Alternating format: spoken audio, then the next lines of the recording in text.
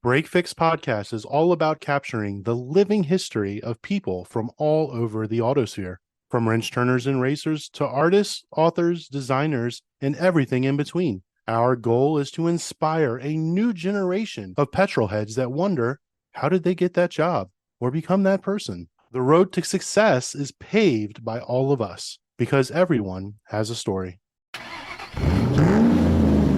Welcome to a very special reunion episode of Break Fix Podcast, where automotive journalism meets memory lane. Today, we're bringing together two of the industry's most respected voices, Matt Stone and Preston Lerner, for a conversation that's equal parts insightful, nostalgic, and full-throttle fun. With decades of experience between them, Matt and Preston have chronicled some of the most iconic moments, machines, and personalities in car culture. From glossy magazine pages to best-selling books, their stories have shaped how we see the automotive world. So tune in as they reflect on their journeys, trade tales from the road, and share what still gets their engines revving today.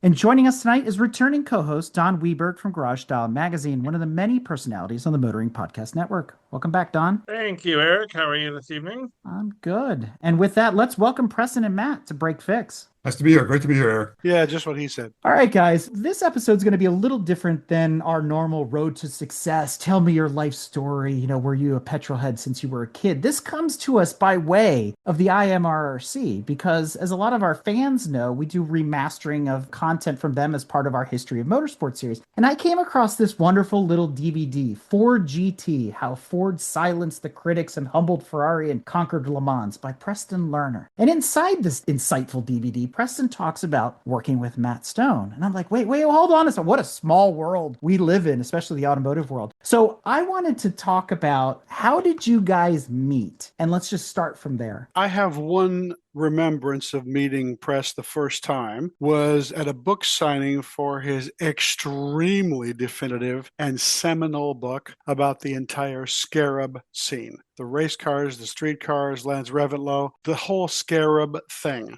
Now, a lot of you out there will not know what a Scarab is other than a dung beetle, but a fabulous breed of American-born and built race cars that are just fabulous and gorgeous and fast and noisy and all that. Nobody had ever written much truth to power about Reventlow and his effort and the guys who drove for him and where the cars went and blah, blah, blah. And Preston decided, here's a story to be told proper. And he did it. I have this book. I think, again, if my house was on fire, that would be one of the books that would go out the door with me because it's so well done on such an interesting story. And it was a book signing, I believe, at Auto Books in Burbank. And he was the guy behind the table with the pen, and I bought the book. And I don't have the pen, but I have the book, and I have Preston as my pal. So, Preston, is that how you remember the story going, or? Well, not exactly. Funny thing is you never know what you're going to have behind you in your bookcase. Totally by coincidence, I have Matt's IROC book over here, right to my left. It's just sitting there. I wrote the Scarab book, and that was really a great experience. It was wonderful to meet all those people from the early sports car days of the 50s and then into the Formula One into the 60s. But I remember we were both freelancers at the time. And I swear, Matt, I'm pretty sure you wrote an escape road, as I recall what it was called. Wasn't the Auto Week would do the one-pagers? It was the one page per issue classic car section. Yeah, and you did one on the Scarab, as I recall. Okay. It's coming back to me now, yeah. That's my recollection of when we met. We talked about the Scarabs, I believe, then. I don't even remember doing a book signing at Auto Books for the Scarab. Well, maybe we just met there and I got your book and you signed it for me. I don't remember, but I have very distinct memories of you and I together the first time at Auto Books, although we've met up there many, many, many more times over a lot of other books, but I knew it was Scarab related for sure. So we're going back a few years yet. Yeah, that's 1991. Now, was that 1890 or 91? It was when dinosaurs roamed the earth, that's for sure. But a long time ago. But of course, I lived in Burbank, and Matt at the time was in Glendale. So we were neighbors as well, and we would run into each other periodically at various events. Well, since we're on that subject, Preston, why don't you bring the audience up to speed on a little bit of your CV? What magazines did you write for as a journalist? So I started as a newspaper reporter in Dallas. I was at the Star-Telegram and then the Morning News. Never wrote for the Times-Herald. Started freelancing for various magazines, moved up to California, and I was originally doing stuff for Sports Car International and Road and Track Specials, which was a whole division back then. It was incredible. They would put out 13 issues a year, as I recall. It was as big as the monthly magazine. But eventually I caught on with Automobile magazine, which was still a going concern at the time, thanks to Jean. She was then Jean Lindemood, but later Jean Jennings. That's who I did most of my car writing for, was for Automobile. Matt actually ended up over at Motor Trend. So at the time we were competitors. Eventually we were under the same corporate ownership, but that was further down the road. So what was it like? You knew Matt, you met Matt, now you're competitors in the world of journalism. What is that like? So Matt, from your perspective, and maybe tell us a little bit about your journalism fame outside of Motor Trend and how it overlapped with Preston's, but how did you guys feel as competitors? From where I said, I mean, it was a totally friendly competition. I mean, we all competed for the same exclusive stories and the most juiciest drive or most juiciest interview. Certainly between Preston and I, only friendly competition. But I would have to say our bosses, maybe not always, because they were competing for the same newsstand buyer and the same magazine dollar and the same advertiser dollars. So it was very competitive. And it was kind of funny because Road and Track and Car and Driver were under the same ownership for a while, as was Automobile and Motor Trend. We had in-house competitors and we had down-the-road competitors. And like I said, person to person, it was more often than not very friendly. If somebody from a competing magazine called and needed some help,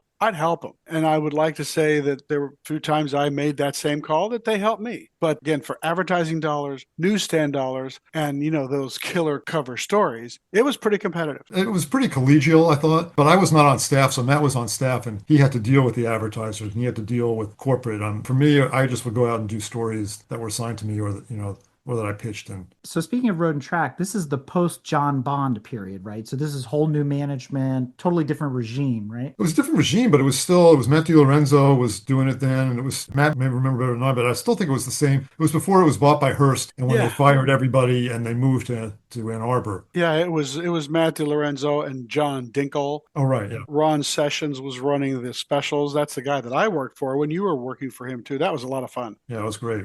Yeah, that was way down the highway from the John and Elaine Bond into much more modern times. And that company was bought and sold. I don't know, CBS owned them and somebody else owned them, and then somebody else owned them again. And then most recently they turned over their editorial and management staff 48 different directions. Nobody that I really still know there or do any work for. The Road and Track specials, which Ron Sessions ran, Andy Bornhop was his second in command, and is a great guy. And they put out 13 one-shots a year. So they did 2 new cars issues, and they did 2 new trucks issues, and they did like a sports and GT car issue. But I do remember like Road and Track had an amazing library back then. They were in Newport Beach at the time. It was before they moved to Ann Arbor. They had a librarian, which is like incredible, a full-time librarian, Otis Meyer. Yep. And when I wrote that Scarab book, they allowed me to use a bunch of their photos free, and I was able to just go through their archive, which was incredible. They had just rolls and rolls and rolls of undeveloped film of just stuff. It was all archived, and you could find stuff, but they didn't print any of the unprinted stuff up for me. I mean, they had all the press kits and everything. It was really incredible. And I mean, I don't know how they did it. Putting out between the monthly and this specials 25 issues a year. Those were the fat days of print journalism, that's for sure. That brings up a really good question about the daily grind as an automotive journalist. My experience was somewhat different because I wasn't on staff, so I only worked on specific stories that typically about half of them that I pitched and half of them that were assigned to me. And kind of at Automobile, I became, for lack of anybody else there, kind of their racing expert. So when they wanted to do a racing story, I usually did them. I didn't do as many of the press trips for new car launches. I typically didn't get assigned to those. I did some of them and they were fun. But for me, it was kind of a different experience. And I was also freelancing for other magazines, non-car magazines as well. So my experience is a little different than someone who would be on staff. Although Matt was a freelancer for many years before going on staff, but I guess he would have a better perspective kind of from the 2 different viewpoints. Generally, it was a lot of fun. I mean, there were some fabulous days. There were a lot of great and good days and a few tough days, but it was a lot of fun because you're surrounded by working with guys and gals that love cars and love to drive and love to do all that kind of stuff. I was sort of the cultural imperative and history guy. So when it was something to do with history, cultural imperative, personalities, whatever, that was a lot in my bucket. And that's where I got to meet a guy named Don Weberg. Uh-oh. I'm happy to say these 4,000 years later, we are still friends. And like I said, some of the days were really fun and some of the days were just long and some were long and fun. One of the things I so enjoyed is when we would go out on a staff road test. Okay, we're going to take these 4 cars and we're going to go to New Mexico and shoot a feature and do a road test. And we'd sit around every night at dinner and talk about how we felt about driving this car and that car. And, hey, the seats on that one as good as this one or whatever. And the dinner conversation was a blast. Everybody came from a different perspective and, of course, has different physicality and different tastes in how they like to drive. Front drive, rear drive, all drive, V8, V8s, turbos, whatever. Matt's words painted this imaginary picture of what we Yes. all see on a Top Gear special. Is there any truth to those, behind the scenes when you see like a Top Gear special and they've gone out and they've tested the cars and you see the crews and they're sitting at dinner? I mean, is it very much like that, or is that more dramatized, the life that you led as a journalist? Eric, I bring to you table of lesson. Matt Stone teach me long time ago. We admit to nothing when the recording devices don't work. You will live in mystery. I'll answer that a little more. What the Top Gear guys have created is quite amazing. And those guys are all personalities, and I have respect for them and affection for them. That's a little spiced up. Okay. Now, it doesn't mean it's lies or untruthful, but it is definitely seasoned for TV. I enjoyed going out on the road trip with the guys and gals. That was a lot of fun, a lot of work, long days, but it was really, to me, one of the sweet spots of doing this kind of work was bonding with a great team. And I had those most years, not every year or all the time, but most years, really good teams. We worked hard and we had a blast, and we did photo shoots until dark, and plus, hopefully put it all together in a good story when we got back. That was very satisfying. Eric, now you see why I've always spoken kind of highly of Matt Stone, having worked for him, having been his whipping boy. He was fun to work for. He really was. He was never short of words. He would always had an opinion about something, but he was always really, really good at guiding you. When you asked honest questions, when you had straight up ideas, he had a really great way of guiding you. And I'll tell you, I remember a couple of those. I mean, I never took the New Mexico vacations, anything like that with you guys. Boondoggles. Yeah, but I do remember a couple of long road trips where they were stuck with me because they needed a body to drive the vehicle to the location. And a couple of those were with Matt. Yeah, I got to say, I would only occasionally get called in for some of the comparos. You get 4 or 5 cars and you needed, like Don was saying, you needed bodies. Even if you weren't going to be writing the story, you needed somebody to drive the cars, get them from A to B and B to C and so on. And I found those to be the longest assignments because photography had to be done either very early or very late because they wanted the golden light. And really the stories were driven by photography. I mean, because the photographer only had one bite at the apple. So the photographers needed to get what they needed to get, and they needed to get it whenever they needed to get it. And even as a writer, even when you were writing the story, and a lot of times I wasn't writing the story, you'd think, oh, you spent all this time driving the car and getting dynamic feedback and so on and so forth. And no, you were mostly standing around waiting for the photographer to take interiors and do beauty shots. And for the high speed thing, they would rig the suction cup part of the camera when it was going 2 miles an hour. It looks like it's going 180. So I found those to be a little tiresome, to be honest. They were long days. I like going out on feature stories. I was by myself. Occasionally I had a photographer with me and I sort of set my own agenda. That was a lot more pleasant for me. I do remember, Matt, a couple of times watching you work with the other senior editors, including the man in the corner office. And I remember it was always impressive. They always kind of looked to you. Something I never understood, by the way. Right? You were just playing it, right? You were just going with it. They want my opinion, I'll give it to them. I was doing my thing. Yeah, it was always fun working with you. It really was. Except for that time you slapped me across the face, but I guess I deserved it. Okay, now that is a Jeremy Clarkson moment. We worked hard and learned a lot and went great and marvelous places and made many, many friends all over this world. I mean it. And I've heard Matt say it a bunch of times before. There's a difference between a writer and a journalist. So I want you guys to expand upon that for our audience. And this is no knock on you TikTokers and Facebookers and all. Well, maybe it is.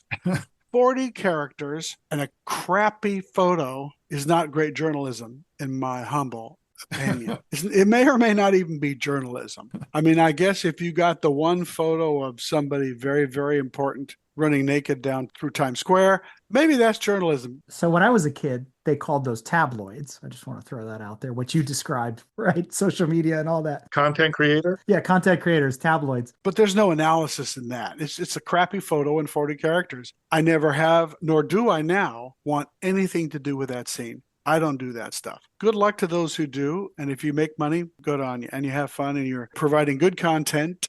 I love that. You have to be a content creator now. You used to be able to be a writer or a journalist, and now you have to be a content creator. Well, I'm not sure there's really a tremendous difference. I mean, I kind of came to the game through newspapers. I didn't come to it as a car lover first. So I think I brought a little bit more of that kind of granular stuff to it. The thing is car journalism was a thing you really needed expertise in cars more than journalism. I mean, if you weren't if you didn't know cars, you could be a great journalist, but you didn't know the nitty gritty about how cars worked and how they were supposed to handle and perform. You were kind of worthless, I think. I think you needed to really have both skills needed to be there. I would agree with that. I would say that not every writer is a great journalist, and not every journalist is a great writer, but they're poets. Poets can be fabulous writers. They may not know or understand the tenets of journalism. The ideal quinella is when both of them meet in the middle in one individual with a singular writing voice and a singular mind that really understands the job, the topic, the story, and the results, and then really knows how to put it down in writing. And that guy's name is Preston Lerner, as far as I'm concerned. In the world of automotive journalism, the GOAT, that's the greatest of all time, is that still Brock Yates? Or is there somebody else that you guys look up to and say he was one of the greatest automotive writers of all time? Brock Yates, the assassin. Just finished a manuscript for a book on racing from 64 to 73, pro racing. And so I went through all the literature of magazines back in the day. And I got to say, Yates was unbelievable. He was the most opinionated. If you agree with him, he was the best. If you disagree with him, you'd probably want to kill him. But I think he was probably the most influential journalist. He went beyond journalism, cannonball stuff and safety. And he was on TV as a broadcaster. I never really thought about who would be the GOAT, but I think he was the biggest name, best known outside of the field. He wrote novels. He was really something. I didn't know him very well, unfortunately, because I never worked for Car and Driver, was never back in the Michigan area. I'd say he would be the first one that comes to mind. Yeah, and he absolutely had the chops. He had the chops and the receipts. Could I conclusively, undoubtedly, unequivocally name him the GOAT? I'd have to think longer and harder. But with Preston, he was right up there, right up there. I knew him late in his life. What a fascinating guy to sit and talk with. Yeah. What would you say, Matt, is the key differentiator between a writer and a journalist? They again can be the same person and can be acting in a duality. But the tenets of journalism about, corroborating evidence and doing good reporting and all of the stuff that goes with journalism, that's something not every writer understands. In terms of attribution of information, of quoting, of credits, of backup, of second sources, of all the things that make a great journalist may or may not have anything to do with being a great writer. Ideally, you want both. Using automobile as an example, David E. Davis, P.J. O'Rourke, Gene, they weren't really journalists. They weren't out there interviewing engineers, and typically they're reporters' notebooks like I was, writing down specs, and that wasn't their job. They were there to reflect their larger-than-life personalities and tell great narratives, and they were great writers. They did stuff that I couldn't do. No one's going to mistake me for David E. And when you were at a dinner, David E. and Gene would just hold court. Matt, too. That's not what I was. But the skills are somewhat different, but they're not antithetical, I think. Like Matt said, if you could do both of them, that's better and better. So, Preston, would you say then for writers that are listening to this right now, we're just going to use that term to not split hairs. If you're in the realm of nonfiction, do you think the transition to journalism is a little easier than a straight fiction writer, or to Matt's point, a poet or somebody that's writing prose? I think it's pretty straightforward. If you're doing a piece where you need to do real reporting, there is some experience you need or expertise.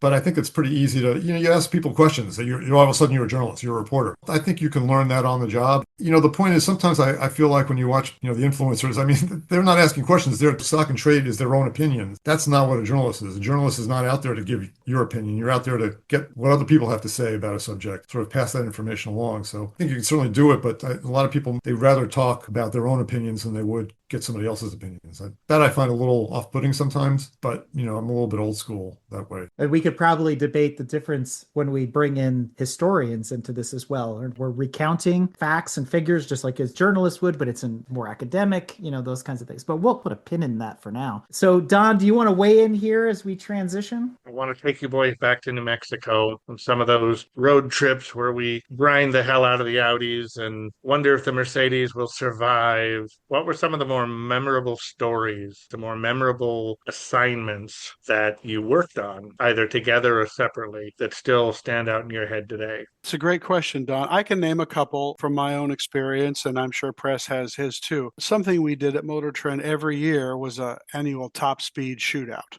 And we would go to a proving ground in Arizona, not New Mexico, that had a 5-mile banked oval. Indianapolis Motor Speedway, but twice the size. And we would bring a race driver de jour with us to take whatever car that was and ring them out to VMAX on this 5-mile track. We had Justin Bell one time, Danica Patrick one time, and one I particularly remember who was the ice cool, wonderful professional. Brian Herta. Oh, And we brought big weapons that time. We had the Ford GT, the first one, the 5.4 supercharged V8, and we had a Porsche Carrera GT, the V10. I'm trying to remember at the minute what the third one was, but we had that strata of cars. We're having a little meeting before, photographers are snapping around a little and the test equipment guys are rigging up cars. And so Herta comes to me, he says, top speed, right? I said, yep. He says, it could take me 1 or 2 laps to get to that. Take all the time you need. We're looking for the biggest number you can wring out of this car and stay in one piece. Boy, if he didn't do it too. Brian was the coolest guy, an extremely competent racing driver. He got in every car, and I think all 3 cars, if I remember, cracked 200 that day. And for a street car, granted an exotic, very high, powerful one, that was impressive. And we have the pictures and the timing slips to prove it. Danica Patrick also did a very good job for us. She drove extremely professionally and listened to us and gave great feedback of what the car was doing in a corner, banked at whatever angle. I mean, she was a complete pro and did a wonderful job. But those events were wonderful. Sometimes we had 3 or 4 cars. Sometimes we'd bring 10. Another one I particularly remember, of course, Preston and I have many of the same heroes, but one in particular, and this was my idea for a story, is Mario Andretti used to have a winery in Napa. And there were a whole bunch of great hot convertibles that had just roadsters and spiders that had come out about the same time. The Mercedes SL55 AMG, a V12 Aston Martin DB7, the BMW Z8. So we thought, let's just bring those things up to Napa, take pictures, and we'll have Mario drive them, make him the road tester. Putting Mario Andretti in a race car and saying, tell us about this race car, that's not new ground. To evaluate high performance and exotic cars on the street, okay, Mario, we're out here driving in the backyards of Napa. What are you feeling? And I'm going to tell you, I'll never forget that day. The last synapse in my brain when I die will be thinking about that story and spending 2 days with him out just driving and talking. I'm pleased to say that he's still my hero. He's become my friend. I'm never forgetting that one anytime soon. There were others, but I've talked enough. Preston. I'm curious, was that before the Newman book or after the Newman book? Before. Cool. That's Yeah. great. So back in, the days when there were really elaborate press trips, Chrysler was doing a deal for the second gen Viper had just come out. Remember the GTS coupe with the blue with the white stripes? you mean second generation Daytona Coupe? That's my favorite Viper. I love that car. Tom Kowalewski, who was the legendary PR guy for Chrysler at the time, put together this trip where we went with these Vipers. We went to the Nürburgring, we went to Spa, and we went to Reims, or Reims, or however you pronounce it in France. The plan was to go then to drive from France. We were supposed to go to the Arc de Triomphe, and all these Vipers would be there at the Arc de Triomphe. It was incredible. And so along for this trip to give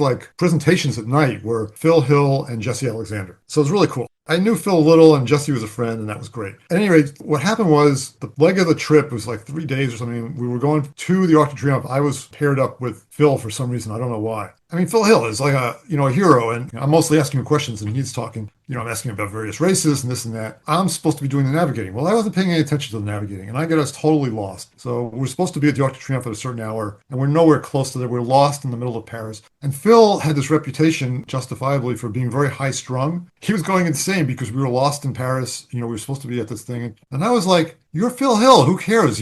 We don't need to be there. We've got our own Viper. We made it to the Arc de Triomphe after they'd done the big photo shoot, and we missed it. And Phil was peeved the whole time at me. But I got a great story of that, so I really didn't care. And I had Phil to myself for 2.5 hours or whatever it was. In a Viper GTS. It was cool. And Phil was driving. I was just navigating or not navigating. Again, those are the kind of press trips I don't think they do anymore. I mean, it was like 3 or 4 days. And I mean, they didn't even need to sell the Viper to the media. Everyone in the media loved that car anyway, right? Mm-hmm. But that was a great thrill. I mean, there's so many, when you ask the question, so many pinch me moments that I've had through this field. I mean, I feel lucky to have been able to do what I've been able to do, and I never would have been able to do it otherwise. So just have to thank the powers that be for letting me have these opportunities. Preston is a very competent road racer, good racing driver. But when you ride with Phil Hill, Mario Andretti, any of those drivers that any of us have ever ridden with, you realize what a crap slow driver you are. I mean, it's uncanny. These folks have talents in their fingernails that you can't dream of. They're just talking and driving like it's a taxi rolling through a residential neighborhood at 25 miles an hour, except they're going 150 or whatever. And they're looking at you and talking, but they're also looking there too. It's, I don't know. They have talents and senses and calibrated ass that just like normal people don't have. I call that a sphinctometer. I like that. I'm going to order Chris. one of those. But it's just true. Anytime I've ever ridden with a world-class racer like that, it just reminds me how slow I am. You talked about racing. You talked about meeting Mario Andretti and all those people. What about meeting auto industry executives? Have you guys spent much time with those people, Matt? I know you have, and you got some great stories. Good, bad, indifferent. I would say most times good. And I met a lot of them. And I particularly enjoyed the designers. The automotive designers, or now the independent ones who designed great cars and went on their own, founded their own company. I knew Tom Charta very, very well. I think Giorgetto Giugiaro, he's the GOAT. Giugiaro is the GOAT of all ever and ever. I mean, just go through his roster of cars and you'll just go, this came out of one head from one guy's pencil? How did that happen? I really enjoyed hanging and banging with the designers, especially at an auto show. Used to go walking around with Tom or others, and we'd walk up to whatever concept car and they would talk and I would listen. And occasionally they'd ask my opinion. I thought, well, that was really nice, but they don't care because I want to know their opinion. So the designers were terrific. I'll give you one example of two guys, coincidentally, that worked for the same company for a while. They would be Robert Lutz. Oh, Bob Lutz. And Chairman Lido A. Iacocca. Those guys, as car company executives, they could smell it in the air.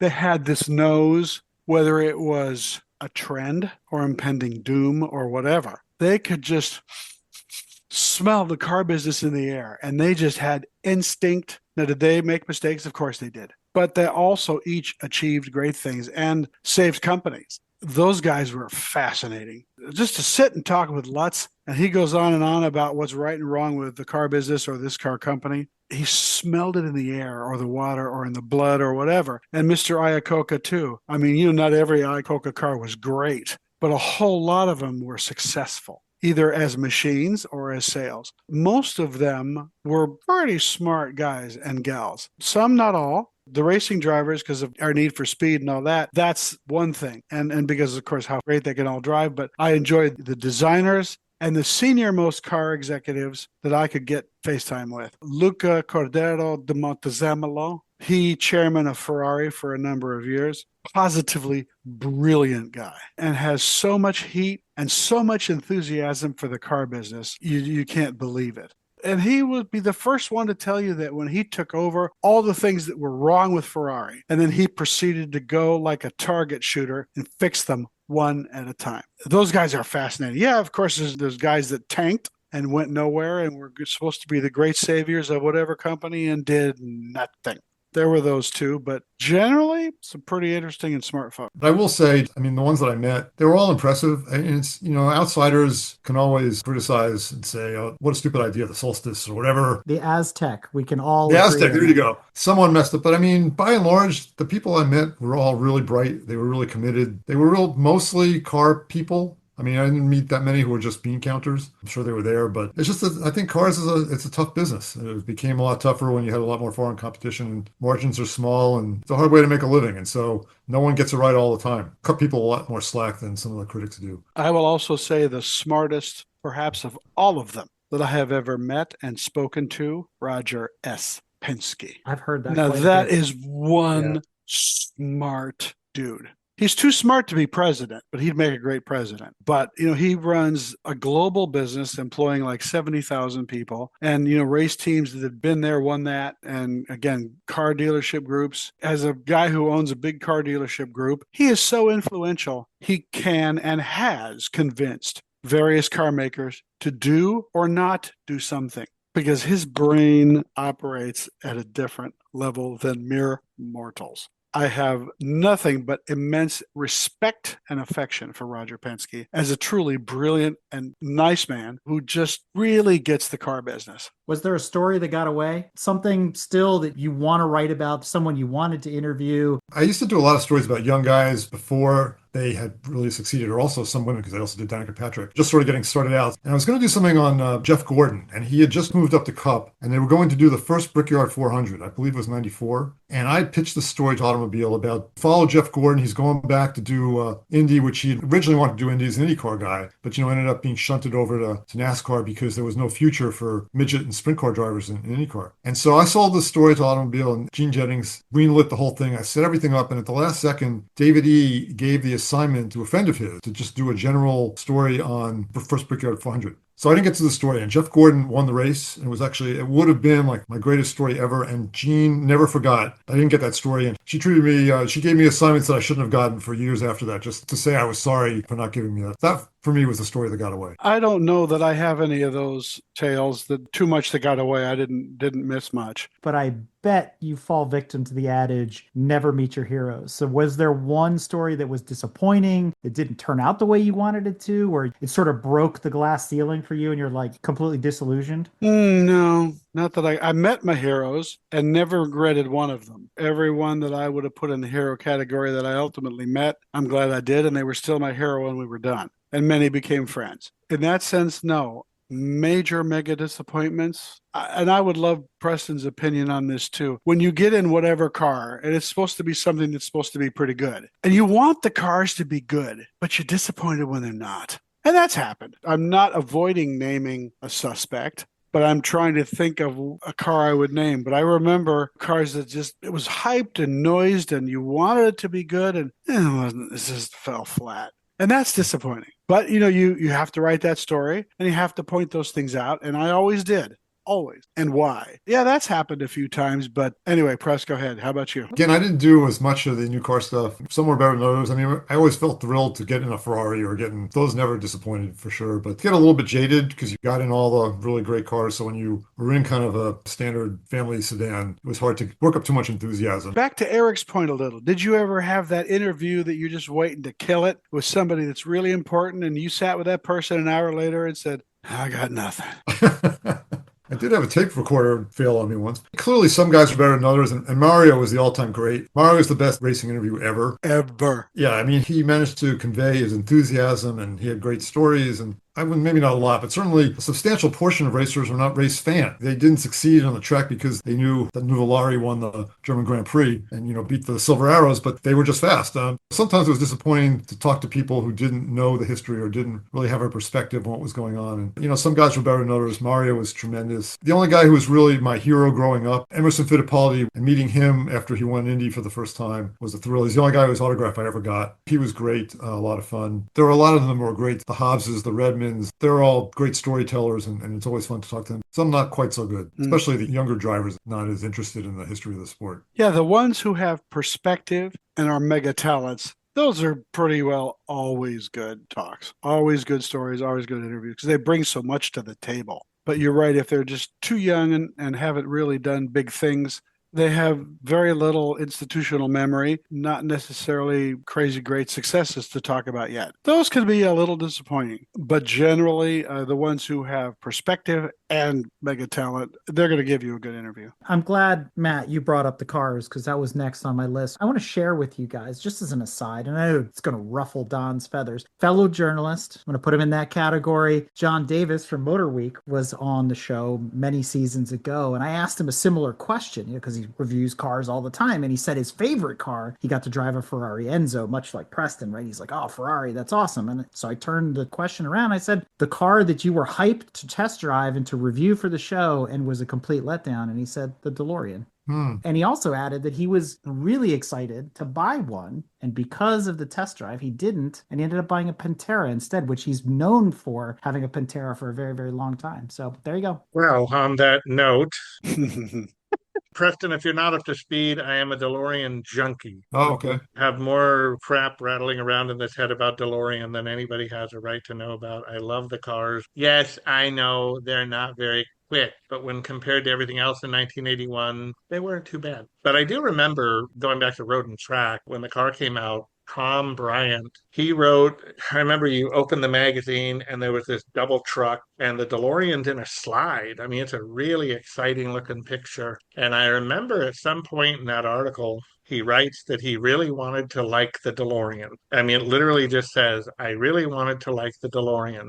And I remember reading that. That always stuck with me. And he kind of smooths it out over time. He does say things about maybe it's not as quick as it looks, and maybe it doesn't do things we would hope it would, but the DNA is there. You can feel it. You know this car can be more in its next iterations. I always appreciated that about him, that he didn't quite slam the car. I've gone so far because I have all these magazines from back in the day when the car was new. And I remember this one particular journalist who will remain nameless for his own health, who wrote a really scathing review of DeLorean way back in 81. Fast forward to, I don't know, 2000, somewhere in there, when DeLorean popularity was just starting to come around. Younger people were starting to get more interested in them. And all of a sudden, time was the great forgiver. Time was making them a good car. And of course, Back to the Future had a ton to do with that. That same writer wrote an article about DeLorean saying what a great car they were, how wonderful they were, how ahead of their time they were. And I thought to myself, in 1981, you tell everybody what a piece of junk this car is. Now here we are 20 some odd years later, and you've got the gall to come out and say, oh no, this car was ahead of its time and it's terrific. So I found the original magazine where he bashed it, and I found his little article, and I put them together, and I wrote a letter to him, and I sent it to him, and I asked him to please justify what he was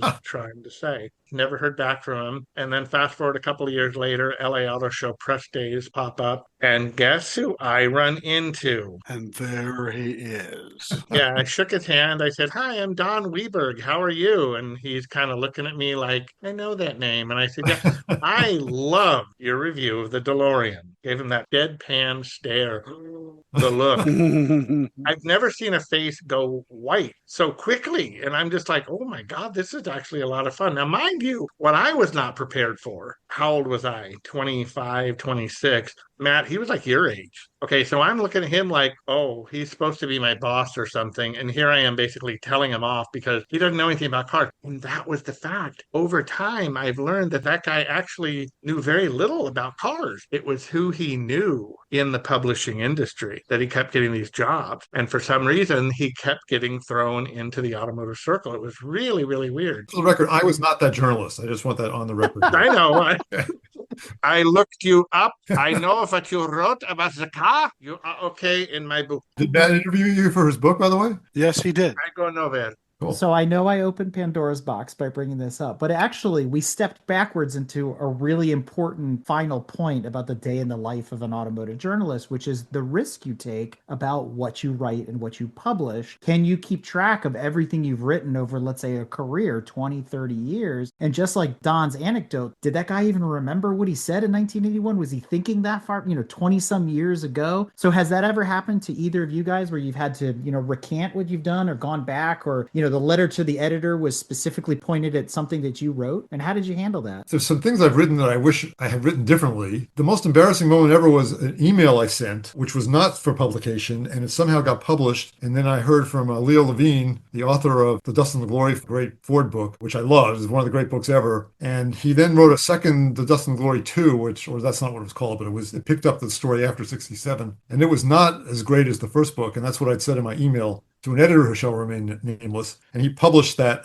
And then I got a call immediately from Leo. What didn't you like about the book? And that was bad. But I have to think back for a while to see if there was anything I wanted to recant. Nothing comes immediately to mind, but I'm sure there was something. I'm sure there are many things I got wrong over the years. I can identify offhand something that I would absolutely recant because it was terribly wrong, factually incorrect, awful. We're humans. We make mistakes. You have opinions that other people disagree with. That's fair game. And there were times when I had to answer those letters. And some of them I did answer. I mean, if somebody came to me with a well-reasoned objection, I'd be happy to engage them. And I did. If they're just out there, pure bashers who know nothing, bashing me, the magazine, the story, and your mother, and all of that, I don't have time for that. For that ignorant explosion kind of thing, I could care less. That person's an idiot, or at least acting like one. But if somebody will engage me professionally and courteously with a disagreement, sure, I'll have that conversation anytime. Sometimes there's some groupthink is inevitable. You get a lot of guys together and something comes up, and sometimes some opinions become sort of standard issue, even though they probably shouldn't. I remember Infiniti and Lexus came out in '89. A lot of the sports car guys liked the Infiniti more. The Q45 was, a much more dynamically interesting car than the LS400. And so we thought, oh, this is going to be the killer car. Well, of course, the Q45 ended up being a bit of a disaster, and the LS400 reshaped the entire luxury car industry. So, yeah, I'm sure I was guilty there of getting that one wrong. I'm sure there's a bunch of stuff like that. But I don't recall ever being confronted like by Don or anybody like that. So I will take note of your work. maybe after they see this episode, I'll be in more trouble. Yeah, it's okay, Preston. I'm doing a little research now on your work, and I'm going to have to call you after this. I'd like to have a few words.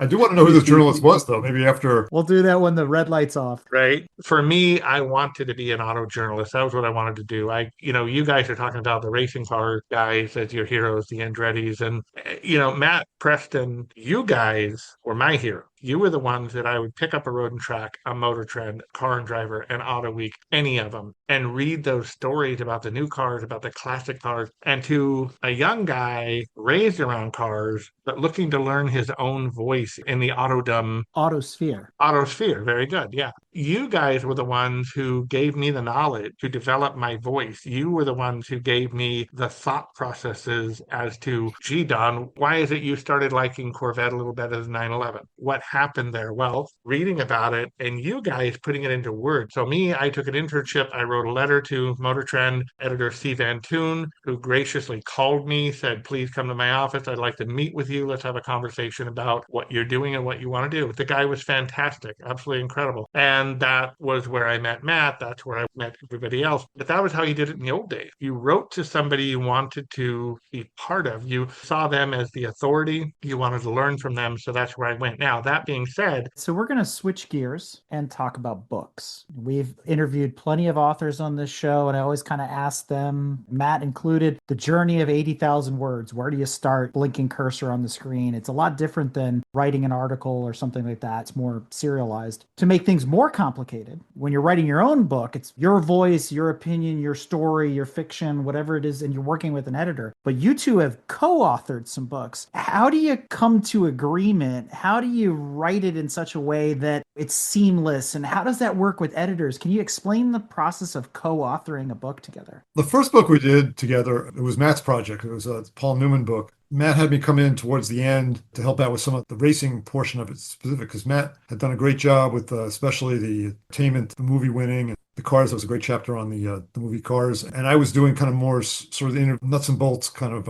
racing side. We each wrote our own material, and then we vetted each other's material. So it worked out really well, because these days there are no real editors in the book publishing world. I mean, there's copy editors, but it's not like you're getting first edit, people giving you good ideas about what to do. So we were fortunately we were both writers. We both done some editing, so we were able to look at each other's work, I think, and make it better. I think the voices sound pretty, I don't know, people could tell the difference between what we wrote or not. I think it was pretty seamless.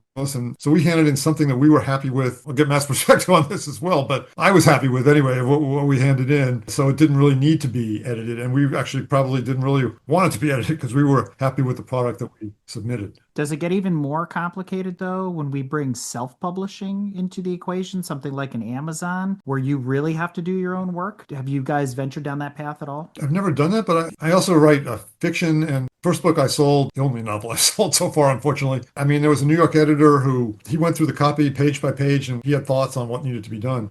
All the books I've done, I haven't done as many as Matt, but done 7 or 8 now. And I mean, there's really not much input from the editors at the publishing houses. I mean, they give you, you talk about what you're going to do ahead of time, and then you pretty much deliver the product, and then it is copy edited and proofread. What about like fact checking? Is that part of the editing process? Does the publishing house go into that? Or do they pretty much just trust you to turn in a book that's ready to go? Matt, you just recently wrote the DeLorean book. And how did that go? You turned it in. Did they go through it and make sure all the facts are correct? Is there somebody at the publishing house that does that? In that particular instance, Don, yes. The commissioning editor, the guy who I reported to, so to speak, at Motor Books on this project, he normally could have and would have done it himself, but he was very, very, very busy at the time with numerous projects. He hired a woman to do a copy edit and proof, and she just did marvelous research. She would come up, she said, well, I found this here, and you said this.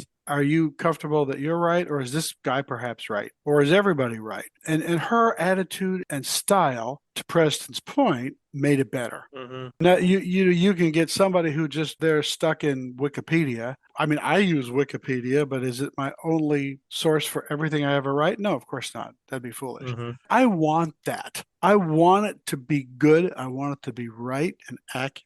And that process, as Preston said, makes you better and makes the work better if it's good. Right. If it's somebody who's just anxious to make a name for themselves and steal your project, that's very dissatisfying. I think only one time have I ever had that, and it was a project that Preston and I also worked on together. Oh, right. That was. You remember who that was? I do, isn't it? I don't Yeah, think he's there anymore, is he? I don't think so. I think that person who shall remain quite nameless isn't there. But yeah, when it's bad, it's awful because then you start questioning yourself. Right. And then you got a negotiation with this person of authority. Well, he's the editor. He's supposed to know. Wait a minute. I did the homework. I know. And you get feeling like that sometimes. But if it's a good collaborative thing, you're all on the same page, you understand kind of what the book's going to be, and you do your homework, it's fine. How do you justify your answers? In other words, in that scenario where that lady walked up to you and said, "Well, I have this guy here saying A, you said E. Do you have notes on the situation? How do you say to that person, well, this is how I came to my conclusion?" When I'm doing a book project, I have banker's boxes next to my desk, and I keep every stitch of anything that has to do with that book, whether that's a screen print, an interview, a magazine article, a book, whatever. I build my own personal internet by the pound, and it depends on the quality of the source. And in some cases, it's the source, period. It's a direct quote from so-and-so who invented the thing. And I have his SAE paper or his interview right here in front of me. Ms. Copy Editor, who are you quoting?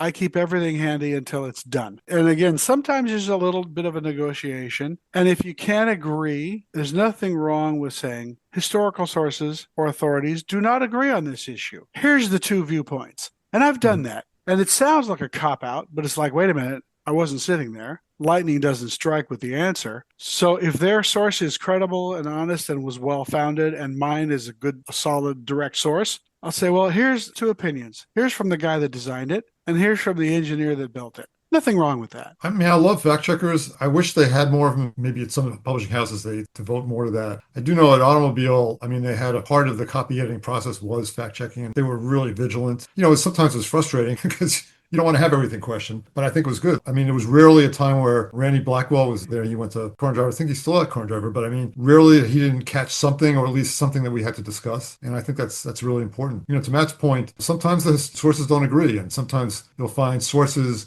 disagree with the historical, what was written back in the day, and you have to sort of make a judgment call about, you know, what's right or what's wrong. But, you know, there's the famous New Yorker article about fact checkers where one of the stories is it was about the invention of the vibrator. The guy who invented it said it was because his wife was frigid, and the wife said it was because he was impotent. And the poor fact checker had to like talk to the two people and ask which was it. And I guess they sort of didn't get that one resolved. But I mean, fact checkers have a tough job, so I like to help them out as much as I could. At the end of the day, though, it's my opinion that great editing makes you better. If it's really great work, somebody who's not out to be a hero and put their voice into what you wrote, you know, if somebody's editing without ego and is just really good on facts and style and the root tenets of journalism and all that kind of stuff, great editing makes my work better. I want that. Have you guys, either one of you individually or together as a team, have you ever worked on more than one book at a time? I have done it. It can be tough. You have to be really smart and hopefully cagey and good about, I don't want to be working on two projects that have the same deadline or on the same schedule. If I'm finishing up this and I'm just starting to want to chase something new, that's okay. I'll start gathering information, might do some interviews, maybe do a little writing, but I want book A to be well down the river and on its way to the press before I get too far into book B. But I had a collision one time and it was hell. I'll be honest. It was very difficult for me to make that separation in my head comfortably. I did it, got away with it. It was fine, but it was tough. Yeah, and I've never done, I mean, I would always do freelance work while I was writing. So sometimes you had to, because you had to make a living. You juggle. Yeah, there's not a lot of money in car books, especially racing books. I mean, they're not labors of love exactly, but magazine work just pays so much better that's what would pay the bills. And so I had to make sure I was left time to do those assignments and did the books as time permitted, or after dinner or something. It's nice to be able to stretch out on a project, instead of doing a feature story of 2,000, 3,000 words or 5,000 words is a really long feature story by modern standards. And book, you get to write 50, 70, 100,000 words. It's fun to be able to stretch out like that. It's great to have that opportunity. You can't do that in a magazine story. You just don't have the space. You guys have written so much. You've spent your whole careers writing. Are there any stories that you feel that are underrated or overlooked in automotive history that maybe deserve more attention, a little bit more light shined on them? What's really good, you mentioned Amazon and self-publishing, which once upon a time had a really terrible reputation. Vanity publishing was what it was called, and people looked down upon it. And what's happened is now, because the economics have changed and the software has changed, there's now the ability to write books on subjects that never would have been published, because you couldn't make money writing a book about Lloyd Ruby. I mean, that would have been really borderline. Well, now you can do that. I mean, you can do that with desktop publishing, makes it possible. And so I think a lot of subjects that were too obscure to get through the mainstream media and really get out there in the world because they didn't pencil out financially, I think now are plausible. When you go to Auto Books, this is a bookstore here in Burbank, pretty well known all over the world.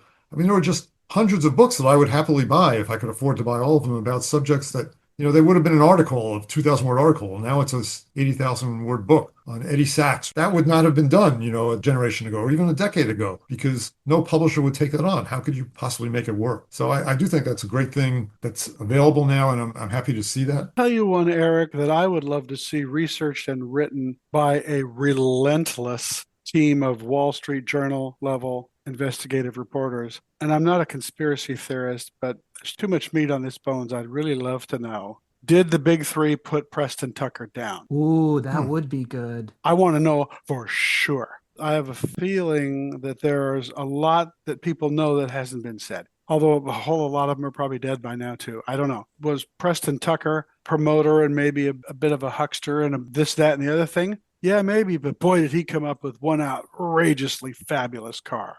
And it was right at the end of the World War, and car companies were scrambling for dollars. And I do know that within the halls of certain car makers, they saw that car and went, holy crap. That I do know. I've read interviews to that effect. But nobody has ever said for sure that some faction of the big three put him down, or absolutely did not. There's several books out on Tucker, and everybody talks some about it. And the SEC, the Securities Exchange violations, we've got all that. But did somebody just make sure that he didn't make it? I'd love to know. Okay, let's dive right into it. Journalism, how has it changed since you began your careers? Where do you see it going? Join me, I'm Phil Donahue. What do we see from where you've been to where you are to where it's going? If I were the smartest guy, I would know that. But I'm not, so I don't. And Preston, please back me or jack me on this. The whole internet and connectivity and anti-social media and all that kind of stuff changed it immeasurably and irreparably in a whole lot of ways. That's where I think the biggest paradigm changes came. Where is it going to go? I wish I knew that. But there are countries, England particularly, that still seem to be able to turn out these beautiful long-form magazines with long-form stories and lavish photography and fabulous magazines, and sell them for 10 or 12 bucks, which nobody here in America seems to be able to do. So where's it going to go? I don't know. But that to me was the paradigm shift, the mysterious interwebs. I started in journalism, got a journalism degree, got a job. My first job with Don, you'll appreciate this, was out in Abilene, Texas, about 3 hours west of Dallas. And at the time, they had not just one, but two daily newspapers. They had an afternoon edition and a morning edition. I'd say about half the people who worked there were people like me, the young guys and girls who wanted to go on to bigger jobs. We wanted to get to the big city. And the other half were going to stay in Abilene, and they raised a family on it, being a newspaper reporter or editor, or working in the back shop. There was a back shop back then, because you actually had to physically put a paper together. You didn't just do it all on the computer. And you kind of thought that was going to be something you do for the rest of your life, and you retire, and that was it. And in our lifetime, that just completely disappeared. I mean, Craigslist destroyed the classified, the internet changed the reading habits. I mean, I'm not saying anything new here, obviously, but and clearly that came on to affect the car journalism world as well. I mean, again, when Matt and I started, 4 or 5 of these, well, it was more than that, but I mean, there was a bunch of A-list and B-list magazines that were great magazines. It looked like that was something you would do for the rest of your life. They've like all disappeared. It's a really sad thing. And I don't know if I would go into journalism now if I was starting out, because it's a different field. I don't know how you sell yourself. I think Substack is an interesting future. And I do think that's a way you can make a living but I think you're more of a commentator. You're more of a pundit than you are a reporter. If people wanted to be straightforward journalists, I don't know where you really do that anymore, because even we're out here in LA. I mean, the LA Times is a shadow of what it used to be. And that's like the third biggest paper in the country. It's a very, very sad to watch. Car journalism, especially because of the internet, and now you have so many influencers and people doing car reviews, so-called, where they're getting a car from not from a manufacturer even. Which, I mean, there was always some sort of questions about how objective you would be. I think we were objective, but there's always been people who question it. But if you're getting a car from manufacturer, people now get them just from a car dealer, and you're doing the review right there. And how honest can you be under those circumstances? Completely different field. And I wish that it were doing better, and I wish I could be a little more optimistic, but I'm not that sanguine about the future. I'm a little bit in the same boat with Preston. I mean, telling somebody how to learn and train and make a living as an automotive writer, I'm not sure that's an answerable question from where I sit. It would be a short speech or a long, boring one. I'm not sure which. One instance I just heard from a public relations person for one of the car companies was telling me that they had an event, and they had, I guess some of these folks were onliners and some of them were influencers and this and that. They paired up driver and a ride along to go drive this vehicle wherever, like 30 miles. And I mean, we used to do road tests a lot longer than 30 miles. Can I get an initial impression in 30 miles? Yeah, probably. But what she told me is this one particular outlet person did not have a driver's license.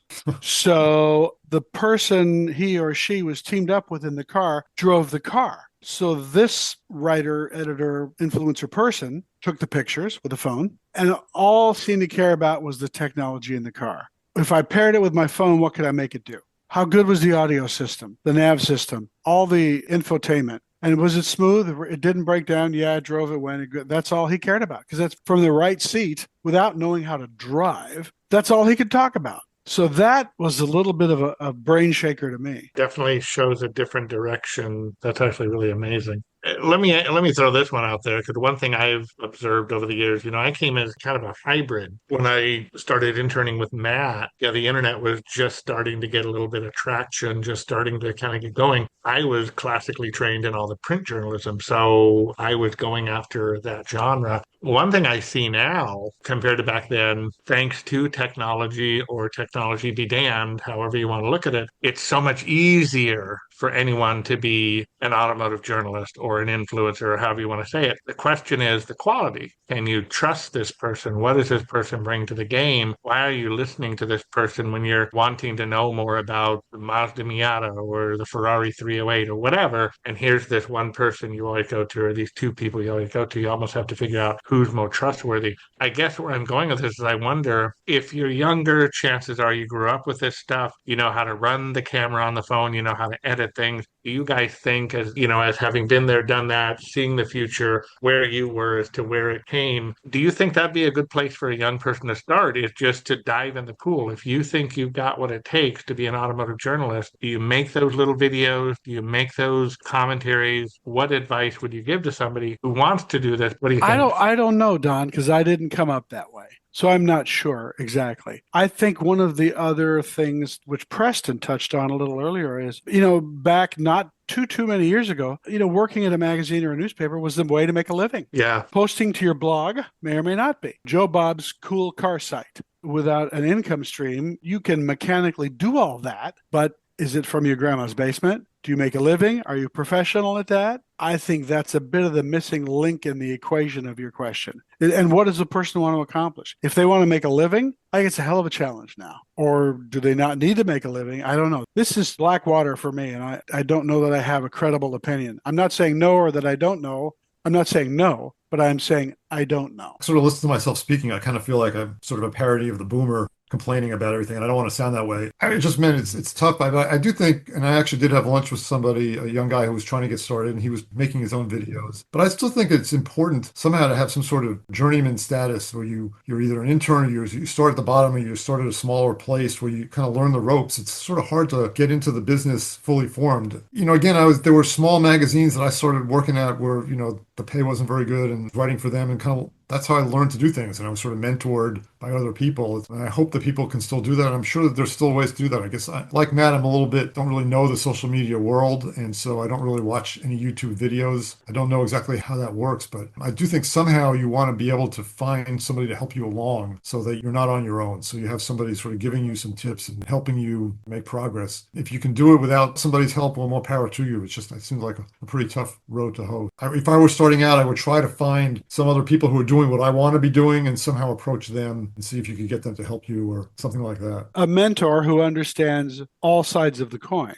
I don't understand developing these income streams. For somebody that needs to do this, to earn a living, is that part of the equation? Probably is, but how does all that get developed? I couldn't tell somebody. To Preston's point, if they're going to be somebody who's going to be tutored, mentored, big brothered, whatever, they really ought to have some grasp of all sides of all facets of the rock. Because without that, okay, you can operate your video camera and you can say, oh, this is a cool car, goes fast. But how does that provide you a living? You're both talking about the new generation, the old generation, how they work together. Here, I'm going to hit the bull that I'm staring at, and I don't know if you guys see it or not. Artificial intelligence. You said go find a mentor, go find somebody you look up to. Okay, well, I had a trillion of them in the Autodom. Is artificial intelligence the new mentor? Is that where young people can go and type in a question, Dear Mr. Chat GTP, I want to be an automotive journalist. How do I do it? That's a good question. For certain types of information, AI can be extremely helpful as a clearing center, as the rounding up stuff. I would say, going back a little more to what you said earlier, find and listen to voices that speak to you. And if there's a way to communicate, hey, I like your stuff, how do I do what you do? Will you tell me? Will you share? That, to me, not knowing, sounds like it could even be viable. I bet if you ask Chat GTP how to do that, the answer ain't going to make a lot of sense. It might say, oh, you need to go to journalism school and then go do this. And I don't know. I'm looking at Eric's picture thinking, Eric, can you do this right now real quick? 5 seconds. Yeah. Don brings up a very valid point. Coming from the tech world, I hear the argument all the time about how artificial intelligence is going to make all our lives better. It's the foreshadowing of Skynet. And I wonder, though, if writers will be replaced by bots, bots being the Chat GPTs of the world and, all those kinds of things. So, Preston, what's your thought on this, kind of looking at it? I'm really worried about AI and the future that it'll have for writing. I mean, I think AI can definitely take over a lot of the stuff. Like, remember, the new car guides were like a staple of the industry for years and years and years. They were big money makers. You'd write like 120 words on each model in the GMC lineup, whatever it was. Well, geez, AI can do that in a heartbeat. There's no reason why it won't be able to do that. I kind of felt like I was sort of insulated because to do a profile of a race car driver, well, how is it going to do it? You have to interview the guy. I mean, AI can't do that. I mean, I guess there probably is a way it could do it, but I kind of felt a little bit insulated, and also I'm kind of aging out, I think, at the right time. But yeah, I do think it's going to take a lot of the entry-level stuff out. I mean, a lot of the press kit material, which used to be a big deal for the people on the PR side, someone had to write those press kits. Well, I think the AI will be able to knock those out in a heartbeat. What's missing from that part of the equation is the voice. La voce perpetua, the perpetual voice.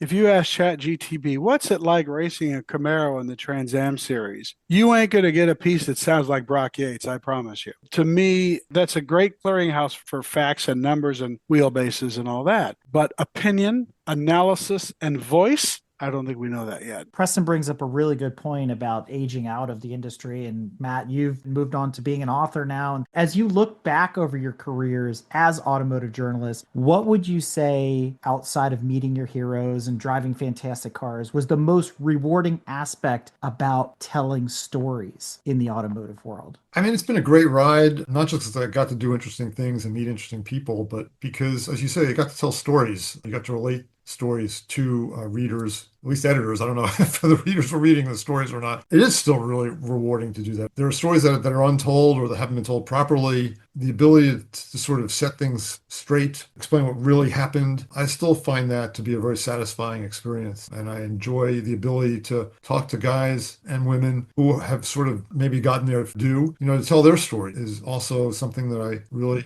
appreciate the ability to be able to do. That's the one good thing about journalism is you do get to tell other people's stories. It's always not always about you or me. And I do appreciate the opportunity to do that. Yeah, me too. That's still very satisfying. There's a compelling kernel of a story, and you turn it into a bigger story, and it's a good story, and it's interesting, and people read it and like it, and they're informed about it instead of being misinformed. That's very satisfying. As basically a storyteller, I find value in that for sure. And I feel bad just because I always say this, I'm a lot better in print than I am in person, and so I'm not probably articulating this the way I ought to. But like telling a story, I'm in the Delta Wing, which is one of my all-time favorite projects, even though it was a hideously ugly car. I remember being able to tell that story. It was a thrill to be able to sort of pass along what went into that project and to sort of tell the backstory to people who maybe didn't want to hear it and didn't like the car and didn't like the people behind it. But that was really an enjoyable experience to be able to watch that car develop and then see it being tested for the first time and going to Le Mans, watching it race there, and actually got to drive that car later on myself. You dug.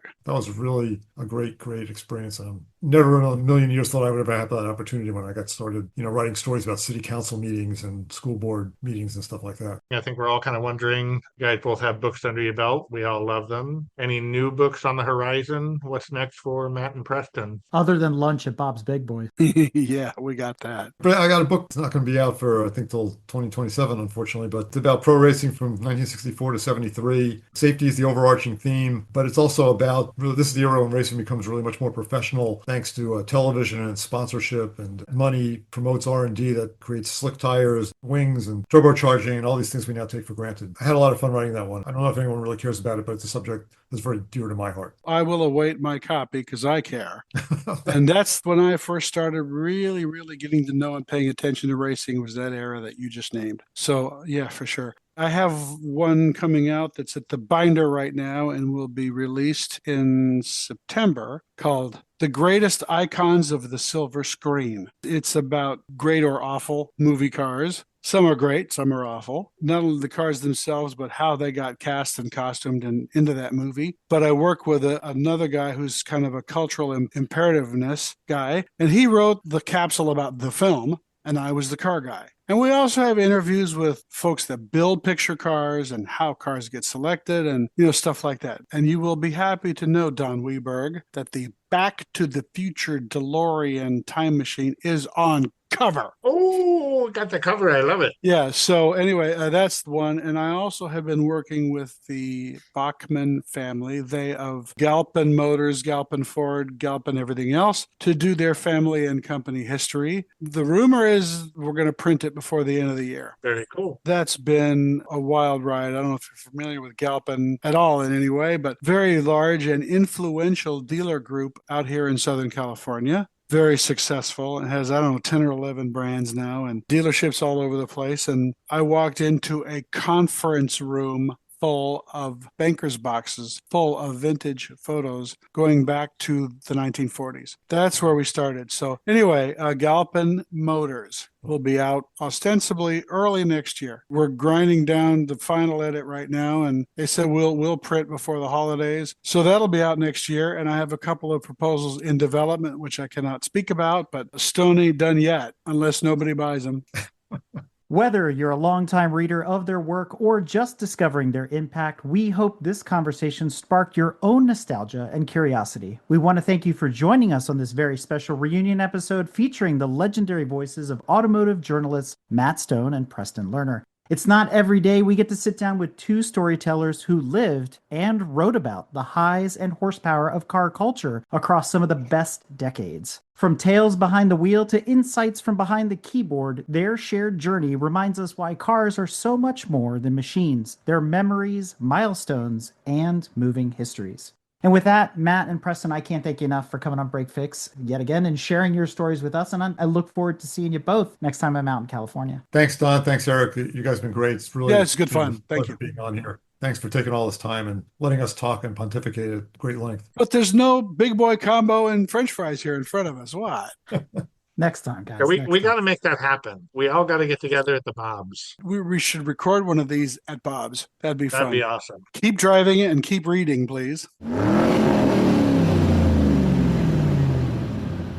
We hope you enjoyed another awesome episode of Break Fix Podcast, brought to you by Grand Touring Motorsports. If you'd like to be a guest on the show or get involved, be sure to follow us on all social media platforms at Grand Touring Motorsports. And if you'd like to learn more about the content of this episode, be sure to check out the follow-on article at gtmotorsports.org. We remain a commercial-free and no annual fees organization through our sponsors, but also through the generous support of our fans, families, and friends through Patreon. For as little as $2.50 a month, you can get access to more behind-the-scenes action, additional pit stop minisodes, and other VIP goodies, as well as keeping our team of creators fed on their strict diet of Fig Newtons, gummy bears, and Monster. So consider signing up for Patreon today at www.patreon.com/GT Motorsports. And remember, without you, none of this would be possible.